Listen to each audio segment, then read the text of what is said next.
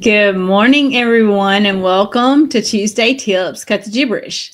Come on in. I'm excited to be here with you today. And if you're joining me live, please say hello in the comments and let me know where you're coming in from. I would love to hear that. And share with me something you did over this past weekend. For me, I actually took last week off. It was spring break here for all the kiddos that go to school. So my daughter was on spring break and we went out of town for a few days. It was lots of fun. And did some stuff, college prep this past weekend as well with her as she is getting ready to graduate next month and move on to college in August. So lots of things going on currently here with my family at my house. So yeah, a lot of different changes are coming. So we're trying to get well prepared for that. So again, thank you for being here with me today. This is Tuesday Tips Cut the Gibberish. And today I'm going to talk about building authentic relationships online. This is so important for your business, especially if you work in the online space. You definitely need to know how to build authentic relationships and power partners and all the different things that go along with that. And a great place to start is by networking. If you've been around and know me a little bit, you know I do a lot of networking. So I build a lot of relationships through those that I meet at networking events. I do a little bit of in-person and I do a lot of online networking. And you can do it both ways, whatever works best for you and your business, depending upon what type of business it is that you have. So today I'm going to share with you a little bit how to build those relationships online, okay? So number one, you want to start with a purpose. Ask yourself, who am I trying to connect with? Or ask yourself, what do I want to learn, share, or achieve through this connection, through that person that you are connecting with? Yes, connect with them. Have that one-on-one conversation to see if you both are a good fit to support each other. I mean, you may or may not work together. They may not become a client or customer of yours, and you may not become a client or customer of theirs, but there's still other ways that you can still support each other and be power partners. It's one thing you can be for sure. But there's so many ways that you can support other people in your network. So approaching networking with intention ensures you focus your efforts on building meaningful relationships. For example, if your goal is to expand into a new market, seek connections in that industry or region. This is not to be confused with being an opportunist, for sure. You only have so many hours in a day and you want to use your time efficiently and effectively, right? So like I said, if you're expanding into a new market or a new industry and you want to start reaching people in that market or industry, because what you have to offer could possibly benefit them, whatever that is, then seek connections in that specific industry. And like I said, the people that you actually meet and connect with may or may not need what you have to offer, but they might connect you with other people that do.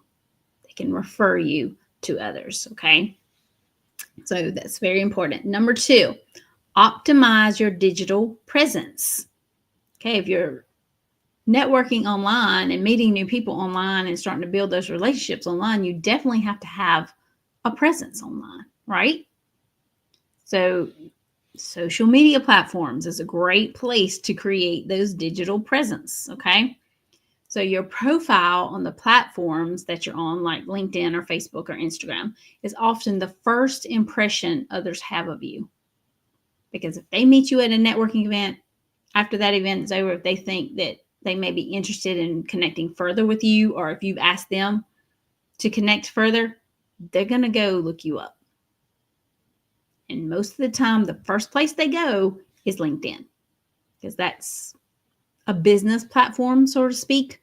So you definitely want to make sure your profile on LinkedIn or other platforms is up to date and that you use professional everything, content, photos, etc. So like I said, the platforms that you're on is often the first impressions that those people get. I mean, yes, they may have had a conversation with you for 3 to 5 minutes at that event, but they didn't learn a whole lot right there, right? Because there's not a whole lot you can share in 3 to 5 minutes that you get to speak. So they're going to go look you up. So you definitely want to make it count. So first of all, you want to use a professional photo that reflects your personality. You want to write a headline that clearly states your expertise, whatever that is. And then you want to share your story in the bio section, or highlighting your values and your goals. Okay. A little pro tip here, incorporate keywords that describe your skills in industry. This increases your chances of being discovered by the right people. Okay.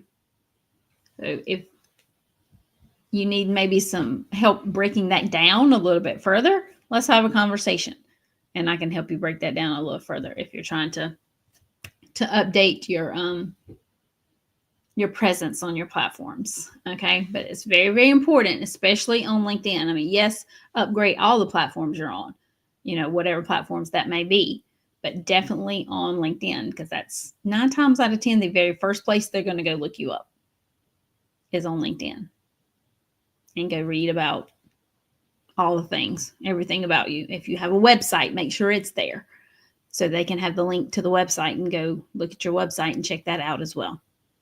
Number 3, be a giver, not a taker. Networking isn't about asking, what can you do for me? Instead, think, how can I help you? Whether it's sharing a resource, offering a quick piece of advice, or making an introduction. Giving without expecting immediate returns builds trust and goodwill. Guys, I do this all the time. These videos, what I'm doing right now, I'm giving you information and I'm not charging you for it, not expecting anything back in return, right? And I do this all the time. So there's numerous different ways that you can be a giver and not expect anything back in return, okay? Sharing with others, educating others on your business and your industry is priceless. It really is. So whatever industry you're in, whatever kind of business it is you have, because people just don't know what they don't know. Business owners, entrepreneurs, all those that are out there in all the different industries, they just don't know what they don't know about what you have to offer. I mean, in my industry, virtual assistant industry, there's so much entrepreneurs don't know about working with a virtual assistant. And trust me, I'm working on that. That is for the future. We'll discuss that in the future. All right, number 4, moving on. Engage authentically. Engagement is more than liking someone's post. It's about starting conversations and adding value. Let me say that again. Engagement is more than liking someone's post.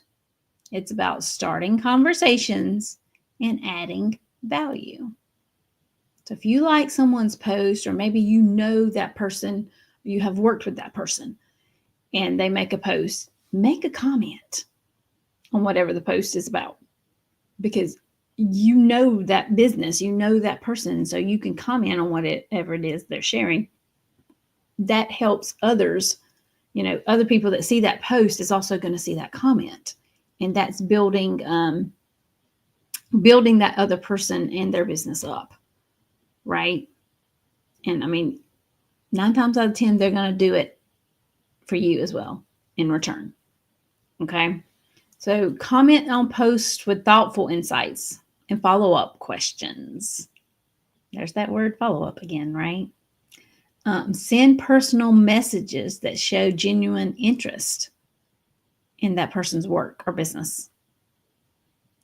Example, if someone shares an article on a trend in your industry, you could say, Thanks for sharing this. I've noticed similar trends in my region. Have you seen XYZ? Share a specific example. This is important, guys, because it's going to build you up and that other person up as well by commenting and asking questions on their posts. Building relationships through technology. Online networking tools are just that. They're just tools. Human connection is what makes them effective. Say that again. Online networking tools are just tools. Human connection is what makes them effective. So what does that mean? You need to be engaging, okay, on the tool, whatever the tool is, whether it's Facebook or LinkedIn or Instagram or, whatever the platform is, that's a tool. So that person is making a post on that platform. They're using that tool to get their message out, whatever that is.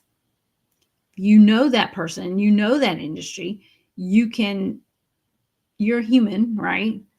So it's all about human connection. So when humans make comments or ask questions, that's what makes the post effective. Okay? Because the post is intriguing and interesting to others, whomever those people are, whether it's you or whether it's someone else making a comment or asking a question about that specific, whatever was posted, the information that was posted in that post. Okay? So here's how to use technology wisely. LinkedIn. Great for professional connections and thought leadership. Use LinkedIn's People You May Know feature to find mutual connections. Slack communities. That's another tool. Ideal for niche industries. Join groups where your peers discuss challenges and opportunities. WhatsApp. That's another tool. Use it for quick follow-ups or group discussions. But remember, professionalism is key. Even in informal platforms, you still want to act and talk professionally. Okay? That's the way you want to come across. So let the other people know you are a professional in your industry, whatever it is you do, or whatever type of business it is you have. So understanding how to build authentic relationships is one thing. Consistently taking action to nurture them is another. That's important, guys. Understanding how to build authentic relationships is one thing. Consistently taking action to nurture them is another.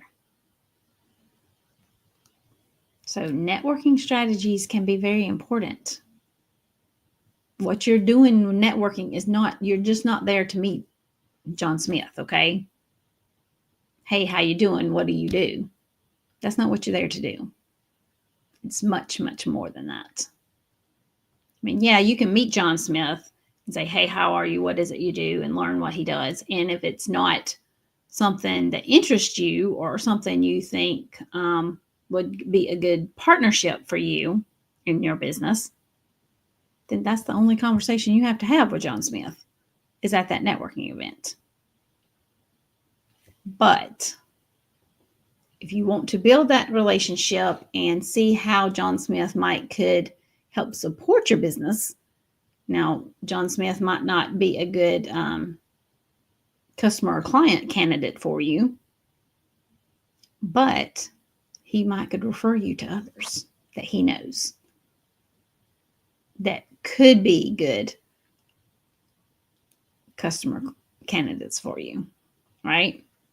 Always important. So on that note, I want to share about the Networking Method Launchpad that is starting, oh my goodness, in just a couple of weeks. On April 23rd is when the Networking Method Launchpad starts. Put this on your calendar. I will share a link below this video to actually sign up for the event.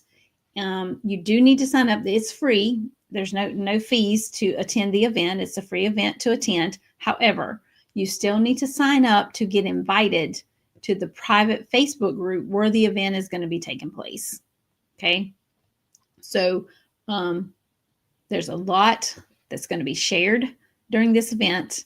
There's prizes involved. There's bonuses involved. There's also homework involved. So, but it's so much that I share during this launchpad around networking can benefit you with everything that I just shared with you today. It will break it down for you and explain how to do exactly everything I talked about today. So I invite you to sign up for the Networking Method Launchpad that starts on April 23rd. It's a 3-day event. It's not 3 consecutive days. It lasts for about a week. As you can see, the dates there, day 1 is April 23rd, but day 2 is April 28th. Then day 3 is April 30th. So there's a lot of different things that go on between those dates, and gives you time to go back and re-listen to the training if you like, to get the homework done. We have the prize sessions between those dates. It's a lot, but it's a lot of fun, and you'll learn a lot around networking as well. So I invite you to sign up for the Networking Method Launchpad that starts on April 23rd. If you have any questions about the Launchpad or about anything that I shared today, please do reach out and let's have a conversation. I'll be happy to answer any questions you may have or share more information if needed. I hope everyone has a great day and a great rest of your week, and I will see you again soon.